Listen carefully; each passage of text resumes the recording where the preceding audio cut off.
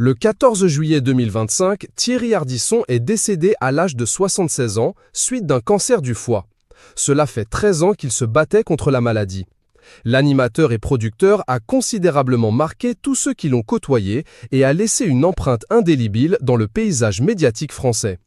Parmi les émissions marquantes qu'il animait se trouvait 93 Faubourg Saint-Honoré, un concept dans lequel il recevait chez lui des personnalités qui faisaient l'actualité du moment.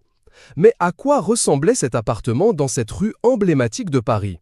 Niché entre l'hôtel de Beauvau et l'hôtel de Cogny, il continue encore aujourd'hui d'attiser toute la curiosité. Entre 2003 et 2007, de nombreuses personnalités se sont succédées dans le 93 rue du Faubourg Saint-Honoré. Un appartement luxueux très haut de plafond. L'entrée annonce la couleur, des murs chargés, un grand lustre au plafond et des murs bleu canard. Le lieu comporte ensuite plusieurs pièces très colorées et très chargées. Il y a par exemple une chambre avec un large lit paré de dorures dans un style assez ancien et des murs bleus et blancs recouverts de tissu. Une des pièces maîtresses est la cuisine avec une vue sur la rue. C'est là que se retrouvaient les convives.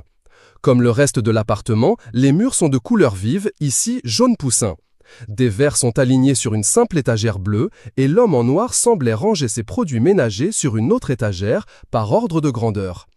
Au centre de cette pièce figurait une grande table recouverte d'une nappe rouge. Les meubles de cuisine, eux, sont entièrement blancs. Ensuite, comment ne pas parler de la salle à manger, puisque c'est là que se déroulait le principal de l'émission.